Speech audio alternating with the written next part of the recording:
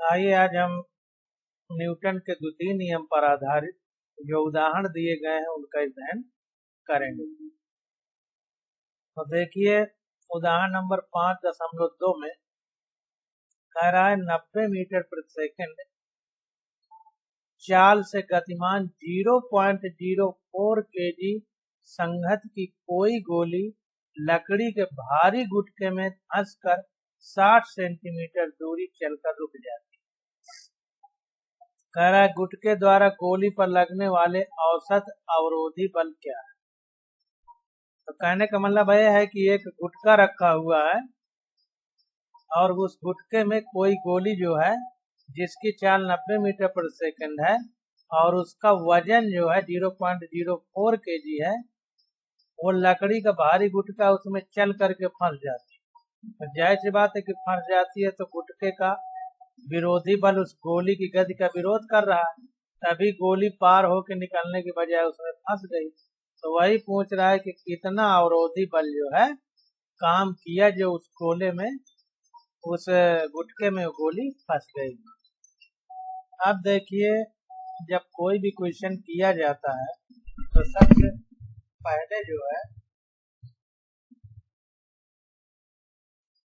तो सबसे पहले हमसे जब कोई क्वेश्चन करते हैं तो ये ध्यान देते हैं कि हमको निकालना क्या है। तो हमको देखिए औसत अवरोधी बल ज्ञात करना है और बल जो है F इक्वल टू ma होता है, जैसा कि हमने पढ़ा। अब द्रव्यमान तो हमको पता है, ये A नहीं पता तो A निकालना पड़ेगा। तो अब जो A होता है ये हमारा कैसे निकलेगा इसके बारे में हमको सोचना है।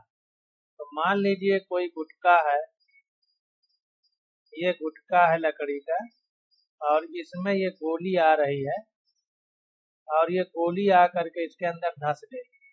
तो सबसे पहले कितना दूरी चली है, ये गोली जो है गुटके में कितना दूरी चली है, ये मतलब कहने का। फिर गुटके के अंदर कितना दूरी चल करके ये रुक गई। तो दूरी हमको दे दिया है और गोली की चाल दे दिया है। तो गति के नियम से देखा जाए, अगर द्वितीय नियम है तो गति का द्वितीय नियम होता है। अब हमको ए तक पहुंचना है क्योंकि बल F बराबर ma निकालना है। द्रव्यमान तो हमको दिया हुआ है तो इसकी बात ही नहीं करेंगे, ए के बारे में सोचेंगे। तो हमको ए कैसे निकालना है, तो एक ऐसा फार्मूला गति का नियम लगाना है जिससे कि ए आ जाए। तो फार्मूला होता है v square equal to u square plus 2as, ठीक ना। अब देखिए जाहिर सी बात है कि अब इस फार्मूले में v square equal to u square plus 2। अब देखिए ये हमारा त्वरण है, लेकिन जब त्वरण का मतलब होगा वेग परिवर्तन की दर प्रति सेकंड, दर का मतलब ही प्रति सेकंड है। लेकिन जब गोली इस गुटके में धंसेगी तो इसका वेग घटेगा, अगर बढ़ेगा तो उसको त्वरण बोलते हैं प्रति सेकंड अगर वेग बढ़ेगा, अगर प्रति सेकंड घटेगा तो हम उसको मंदन बोलते हैं। तो ध्यान दीजिए मंदन क्या मतलब कि रुकावट उत्पन्न करेगा गोली में, तो ए बढ़ने पर ये प्लस है, जब घटेगा तो माइनस हो जाएगा। ध्यान दीजिए अब जो है क्योंकि गोली जब चली होगी तो गोली का जो प्रारंभिक वेग है वो 0 रहा होगा, तो इसकी जगह 0 रख देंगे। तो हमारा ये जो चीज है ये v square equal to -2as हो जाएगा। तो अगर हम a निकालें तो v स्क्वायर माइनस में अपान 2a हो जाएगा। a निकालें तो v स्क्वायर अपान -2s हो जाएगा। ये नहीं, ये तो हमने इधर कर दिया, तो minus v square upon 2s हो जाएगा।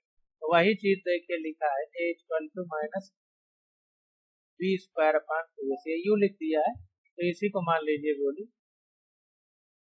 हाँ देखिए यहाँ पर थोड़ा गलत बता दिया, गोली का प्रारंभिक वेग हमारा u इक्वल टू 90 मीटर प्रति सेकंड और अंतिम वेग 0 होगा। गलत थोड़ा सा हो गया, अंतिम वेग 0 होगा। क्यों अंतिम वेग 0 होगा? ये वाला हमारा 90 मीटर पर सेकंड है। अंतिम वाला 0 होगा इसलिए क्योंकि जब गोली इसके अंदर फंसेगी तो फंस करके रुक जाएगी, तो इसका मतलब अंतिम वेग 0 होगा। यहाँ पर थोड़ा सा दिक्कत है। तो अब यहाँ पर देखिए हमारा ये यू स्क्वायर हो जाएगा, you square equal to -2as। अब यहाँ माइनस पे यू स्क्वायर इधर आएगा, 0 हो जाएगा, तो ये भी माइनस हो जाएगा, तो माइनस माइनस प्लस हो जाएगा, तो a इक्वल टू ये प्लस का यू स्क्वायर अपान 2s होगा। लेकिन ये माइनस इसलिए लिखा है क्योंकि ये मंदन है, क्योंकि ए जो हम निकालना है ये त्वरण आएगा इस फार्मूले से, लेकिन मंदन है तो मंदन के लिए माइनस चिन्ह लगा दिया। तो इसको देखिए जब minus you square upon 2s आ जाएगा, तो यू हमको दिया है 90 मीटर पर सेकंड, तो यू स्क्वायर है तो 2 बार गुणा कर दिया अपान 2 इंटू यस। दूरी कितना चला? 60 सेंटीमीटर, तो इसको 60 को मीटर में बदला तो 60 इंटू 10⁻⁻2 हो जाएगा, तो उसको -2 हटेगा तो 0.6 हो जाएगा। 2 तो पहले है तो ये आ गया 6750 मीटर पर सेकंड स्क्वायर। ये मंदन आ गया। अब ये मंदन आ गया, अब यही फार्मूला लगा देंगे सीधा।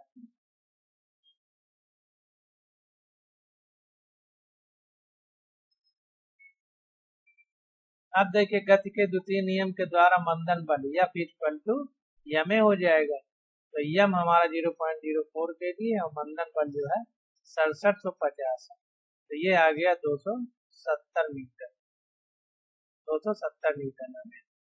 अब देखिए इस प्रकरण में वास्तविक अवरोधी बल और इसीलिए गोली का मंदन एक समान नहीं होता है।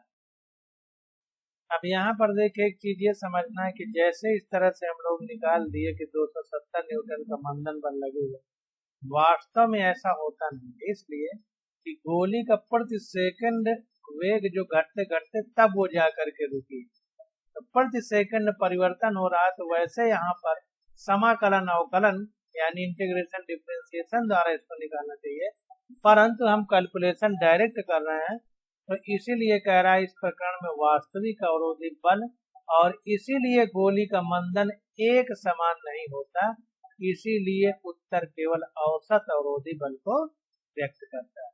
तो ये औसत अवरोधी बल निकल के आया है, ना कि वास्तविक बल, क्योंकि प्रति सेकंड गोली का वेग घट रहा है, तो जब प्रति सेकंड किसी चीज में परिवर्तन होता है तो उसके लिए हम इंटीग्रेशन डिफरेंशिएशन का सहारा लेते थे, जो कि हमने यहाँ पर नहीं। अब अगला क्वेश्चन देखिए आ जाता है हमारे पास। तो अगले क्वेश्चन में क्या कह रहा है? कह रहा है द्रव्यमान यम के एक कण की गति y बराबर ut plus half gt square से वर्णित है, उस कण पर लगने वाले बल को ज्ञात कीजिए। अब देखिए यहाँ पर फिर बल की बात कर रहा है, तो बल बराबर होता है द्रव्यमान गुणित त्वरण, यानी force equal to mass into acceleration. तो अब हमको पहले त्वरण प्राप्त करना, तो त्वरण के लिए हम लोग क्या करेंगे? त्वरण का मतलब होता है वेग परिवर्तन की दर, तो वेग परिवर्तन की दर के हिसाब से इस फार्मूले से हम पहले त्वरण प्राप्त करेंगे, फिर एफ इक्वल टू यम ए या एफ इक्वल टू यम जी, क्योंकि जी गुरुत्वीय त्वरण है यहाँ पर, तो एक ही जगह जी रखे थे। इस प्रकार से हम लोग बल तक पहुंचेंगे। तो कैसे एक एक स्टेप में हम लोग क्वेश्चन को सॉल्व करेंगे, इसको समझने की जरूरत है। तो देखिए जो लिखा है उसको वही फार्मूले को लिख दिया है, जो गति का समीकरण लिखा है, तो y equal to u t plus half g t square. अब देखिए अगर हम लोग बात करें वेग की, तो वेग बराबर होता है विस्थापन बटे समय, तो वही dy बाई डी टी लिख दिया। स्मॉल विस्थापन होगा यानी बहुत कम विस्थापन होगा तो उसको dy बाई डी टी लिख सकते हैं। तो वेग बराबर विस्थापन अपान समय। क्योंकि बहुत कम वेग परिवर्तन की बात होगी तो dy बाई डी टी लिखेंगे, तो ये हमारी dy बाई डी टी, और इसी को u प्लस डी टी लिख दिया, क्योंकि ये गति का पहला नियम है v बराबर u प्लस डी टी। गति का दूसरा नियम है s बराबर u t plus half D T square. गति का तीसरा नियम है v स्क्वायर बराबर u स्क्वायर प्लस 2as। तो ये गति का पहला नियम है। क्योंकि हमको बल निकालने के लिए द्रव्यमान की त्वरण की जरूरत है और त्वरण निकालने के लिए वेग परिवर्तन की जरूरत है, यानी वेग की जरूरत है। तो वेग पहले यहाँ निकालने को सोच रहा है। तो v बराबर dy बाई डी टी, यानी वेग बराबर विस्थापन बटे समय बराबर u प्लस डी टी। यही गति का पहला नियम है। अब देखिए सीधा फिर अब त्वरण पर आ गया। तो पहले इसने इस फार्मूले से, क्योंकि इस फार्मूले में ये y विस्थापन दिया है, जैसे h लिख देते हैं ऊंचाई के लिए, यस लिख देते हैं विस्थापन के लिए, तो उसने यस की जगह y लिखा है, क्योंकि ये गति का दूसरा नियम है। तो यस बराबर you t plus half g t square होता है। तो इस विस्थापन के आधार पर उसने वेग निकाला और वेग के आधार पर त्वरण निकाला और त्वरण के आधार पर बल निकाला। तो वेग विस्थापन के आधार पर यहाँ वेग हो गया dy बाई डी टी, और वेग के लिए गति का प्रथम नियम है v बराबर you t plus half g T, v बराबर you t plus G T. अब त्वरण निकालना है, तो जैसे वेग की परिभाषा होती है विस्थापन बटे समय, वैसे त्वरण की परिभाषा होता है वेग परिवर्तन बटे समय। v बराबर विस्थापन कितना हुआ बटे समय, और त्वरण बराबर वेग कितना बदला बटे समय। तो विस्थापन परिवर्तन बटे समय और यहाँ पर वेग परिवर्तन बटे समय। तो a बराबर dv बाई dt हो गया। अब यहाँ पर एक बराबर dv बाई dt हो गया, और त्वरण हमारा क्या है, यहाँ g दिया है गुरुत्वीय त्वरण है, तो इसलिए त्वरण को गुरुत्वीय त्वरण के बराबर है, क्योंकि यहाँ पर जो त्वरण लिया गया है वो गुरुत्वीय त्वरण है। अब देखिए समीकरण 5.5 से, अब जो समीकरण हमारा 5.5 है, ऊपर जो हमने पढ़ा था यह बराबर ma बराबर mg, यानी बल बराबर द्रव्यमान गुणे त्वरण या बल बराबर द्रव्यमान गुणे गुरुत्वीय त्वरण। तो वही कह रहा है कि अतः दिए गए समीकरण से गुरुत्वीय त्वरण के अधीन कण की गति का वर्णन होता है तथा y गुरुत्वीय त्वरण g की दिशा में स्थान निर्देशांक।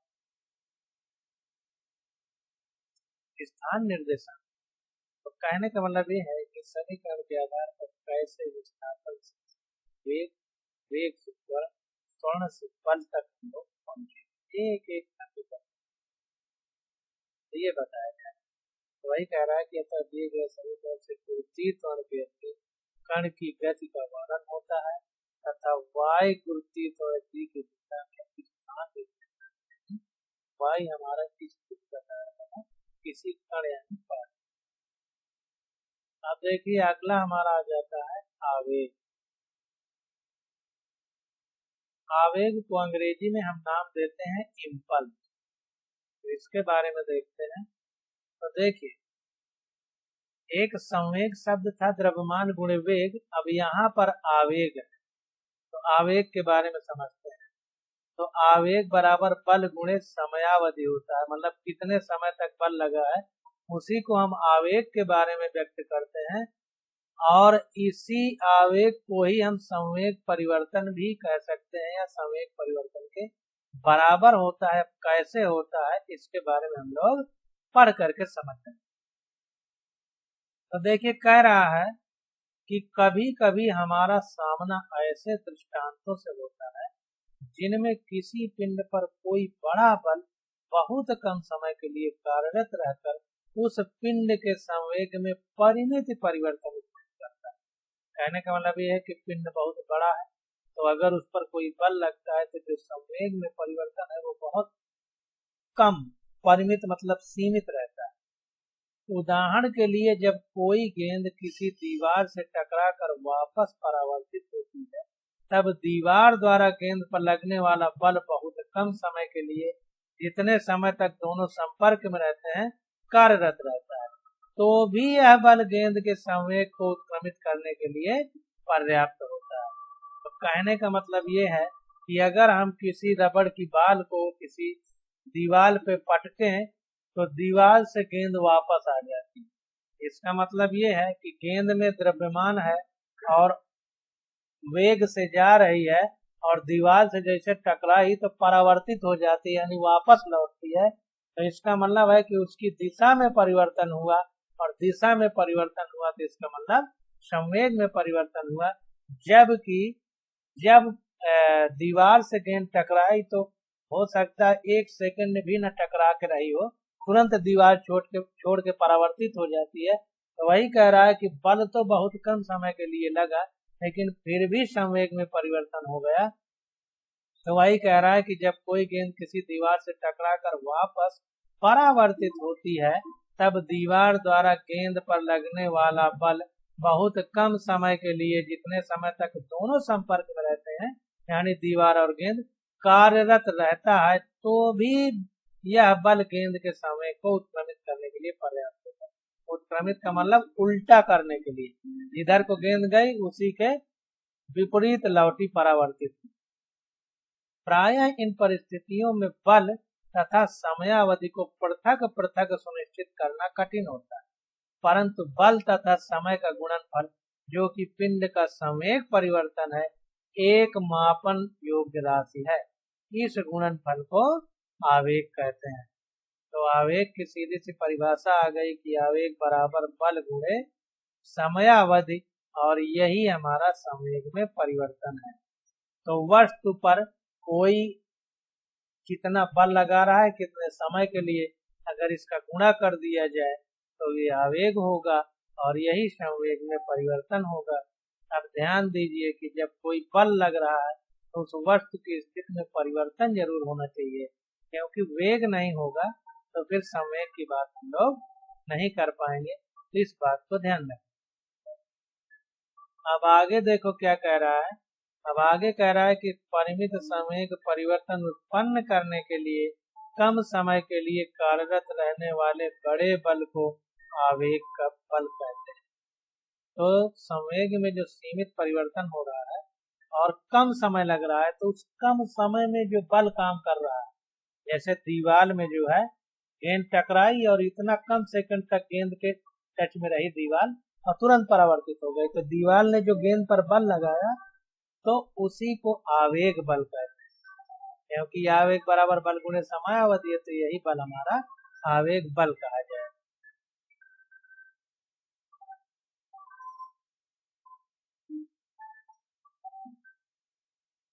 अब कह रहा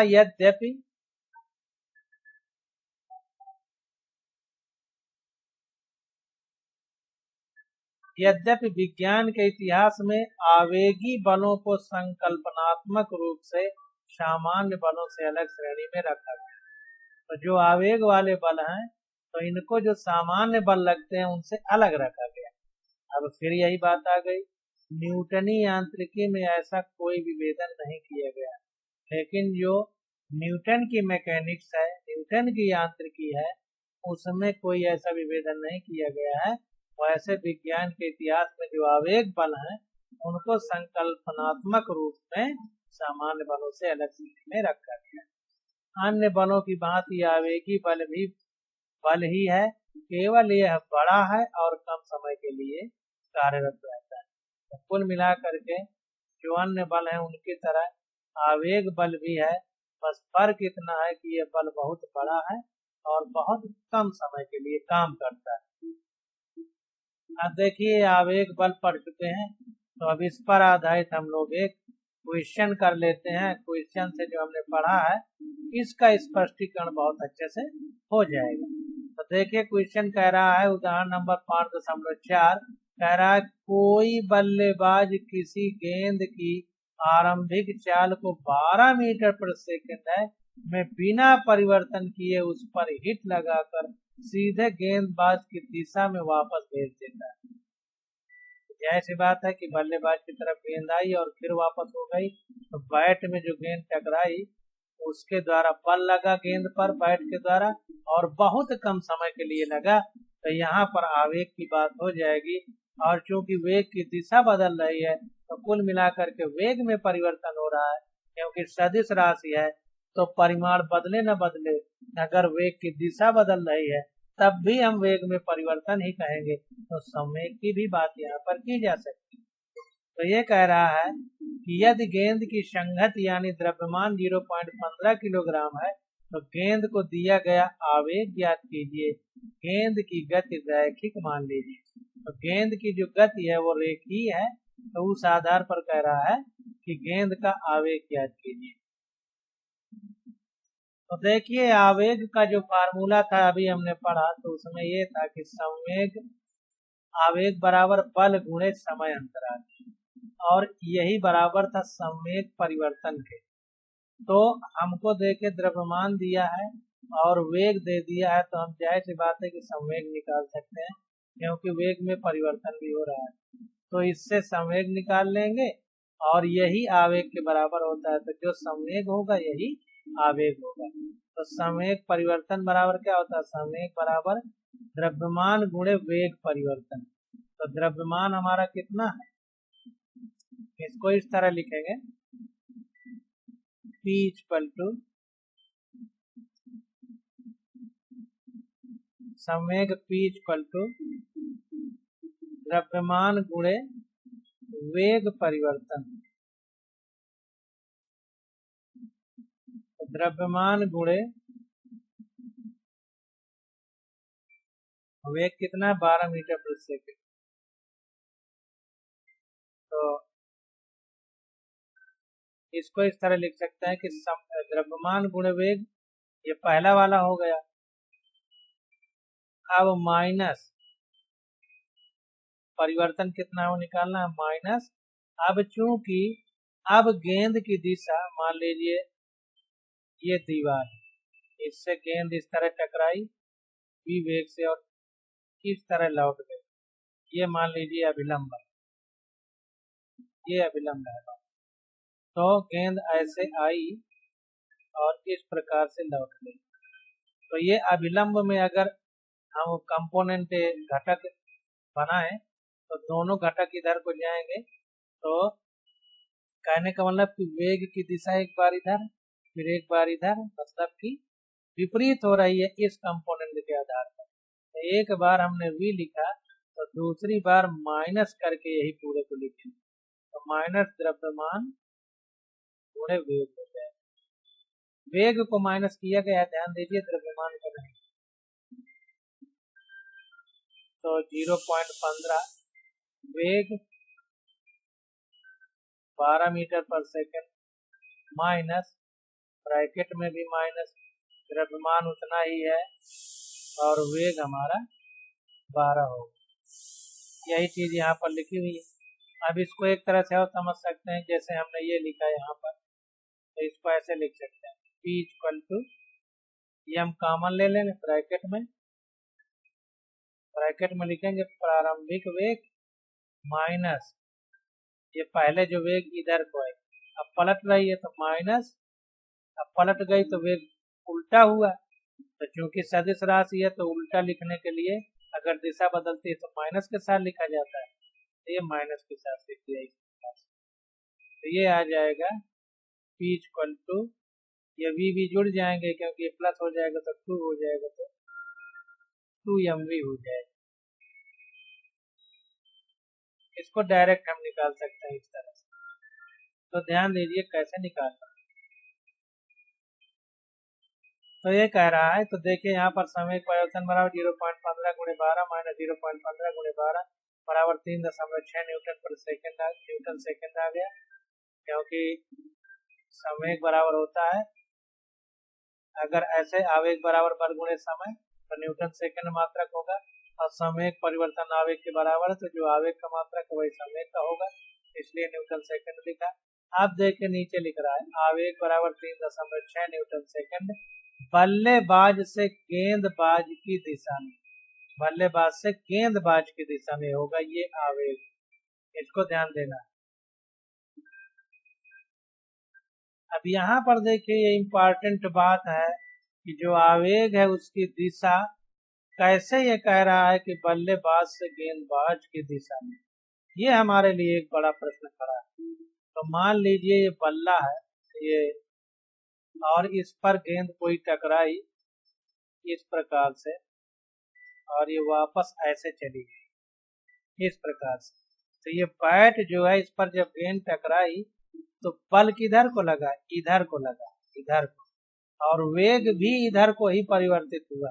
तो जाहिर सी बात है कि ये दिशा इसकी हो गई आवेग की, ये दिशा ये वाली है आवेग की, क्योंकि बल बैट के द्वारा इधर को लगा और इधर ही हमारा गेंदबाज खड़ा हुआ है। यहाँ पर मान लीजिए कोई गेंदबाज खड़ा हुआ है, तो बल्लेबाज तो ये है, तो बल्लेबाज से गेंदबाज की दिशा, क्योंकि बल इधर को लगा और वेग भी इधर को ही है, तो आवेग बराबर होता है बल गुणे लगा हुआ समय। तो बल की दिशा इधर को है, तो इसीलिए बल्लेबाज से गेंदबाज की दिशा में आवेग की दिशा। अब ध्यान देना है, कह रहा है कि यह एक ऐसा उदाहरण है जिसमें बल्लेबाज द्वारा गेंद पर लगा बल तथा गेंद और बल्ले के बीच संपर्क का समय ज्ञात करना एक कठिन कार्य है, जबकि आवेग का परिकलन तुरंत किया जा सकता है। तो बल्ला गेंद के संपर्क में कितने समय के लिए रहा, ये ज्ञात करना थोड़ा कठिन चीज है, जबकि आवेग हमने तुरंत निकाला। अब देखिए आगे आ जाता है न्यूटन का गति का तृतीय नियम।